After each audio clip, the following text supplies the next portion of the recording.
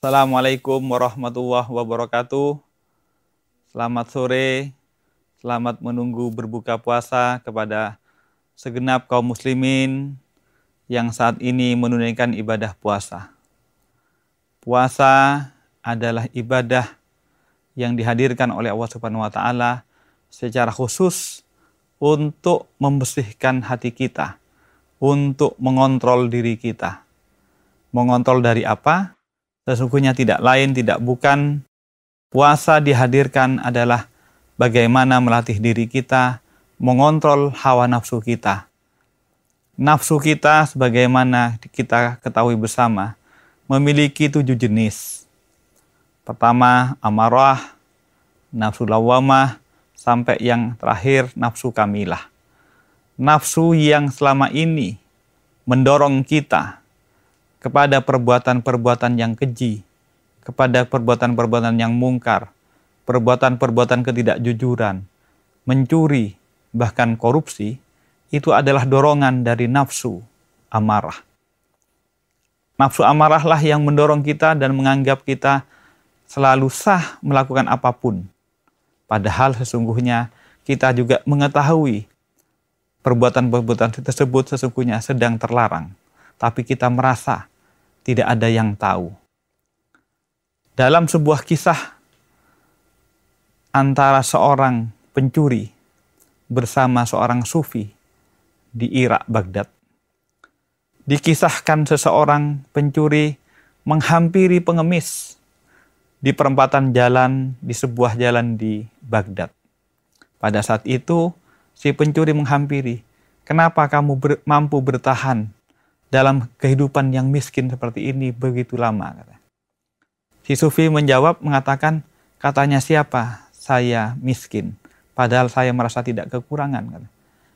Si pencuri menimpali, "Loh, kamu begini, pakaianmu kotor, compang-camping, bahkan tidak memiliki sedikit pun kemewahan. Ini menunjukkan kemiskinan," katanya. "Sudah, ketimbang kamu duduk-duduk di sini, lebih baik ikut bersamaku, membantuku," katanya si pencuri. Lantas si pengemis tadi bertanya kepada pencuri tersebut, "Sesungguhnya pekerjaanmu apa?" Si pencuri pertama malu dan sungkan. Kemudian ditimpali, "Tidak apa-apa, saya akan bekerja kepadamu." Setelah menjawab jawaban akan bekerja kepadamu, si pencuri baru kemudian mengungkapkan, "Saya pekerjaannya tiap malam mencuri kepada orang-orang yang memiliki kekayaan banyak. Karena itu aku juga," katanya si pencuri, "sekarang menjadi kaya raya karenanya." "Oke, kalau begitu saya ikut." Si pengemis sufi tersebut kemudian pada suatu malam hadir ke tempatnya si pencuri, kemudian ikut melakukan aksi pencuriannya di sebuah malam. "Apa pekerjaanku?" katanya si pengemis sufi tersebut. Katanya si pencuri menyampaikan bahwa, "Kamu tidak perlu apa-apa, cukup kamu berjaga-jaga saja. Kalau ada orang melihat aksiku yang mencuri, kamu sampaikan kepadaku." "Oke, kalau begitu," katanya. Maka kemudian pada malam hari itu, si pengemis tersebut ikut si pencuri. Sehingga kemudian si pencuri mendatangi sebuah rumah yang menjadi target. Sementara si pengemis sufi tersebut hanya menunggu di luar dengan janji kalau ada yang melihat, maka kemudian akan memberitahu. Maka beraksilah si pencuri tersebut melompat pagar, mencongkel rumahnya, dan akan mengambil harta bendanya. Ketika harta bendanya sudah hampir diambil oleh si pencuri, si pengemis sufi yang berjaga di luar berteriak, "Ada orang yang melihat, ayo kita pulang," katanya gitu. Maka kemudian sebelum berhasil mencuri, si pencuri pun lari keluar bersama si pengemis. Berlari panjang sekali. Setelah merasa kemudian jauh, menoleh ke belakang tidak ada yang mengejar, maka si pencuri bertanya kepada si pengemis. Pengemis, kamu mengatakan tadi ada orang yang melihat, katanya. Tapi kok saya tidak ada melihat apa-apa yang melihat saya, katanya.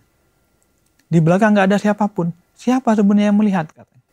Maka si pengemis pun menceritakan, ada yang melihat, katanya. Siapa, katanya?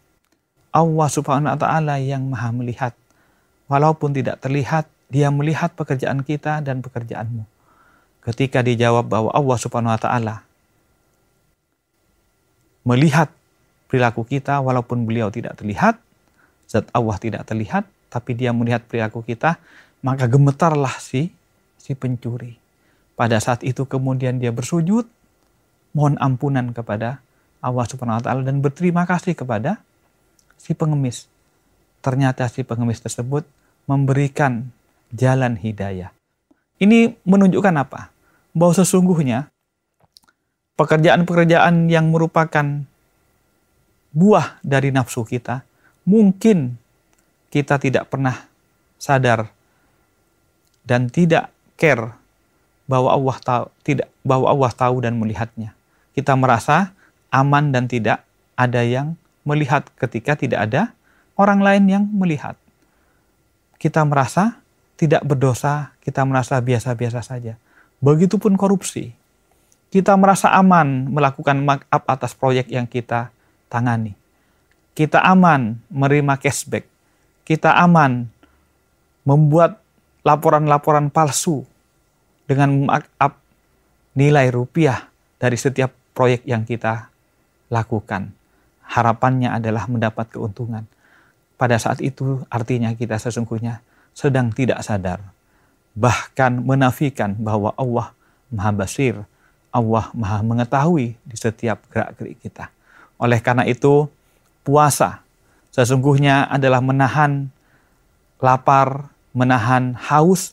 Tidak ada yang tahu kecuali Allah bahwa kita sedang puasa atau tidak.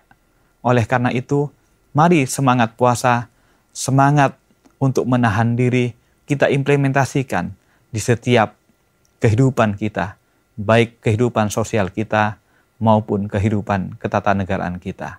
Akhirul kalam, mudah-mudahan puasa menjadi bagian pengontrol diri kita untuk kehidupan-kehidupan kelak, baik kehidupan sosial maupun kita ketatanegaraan kita. Akhirul kalam, wassalamualaikum warahmatullahi wabarakatuh.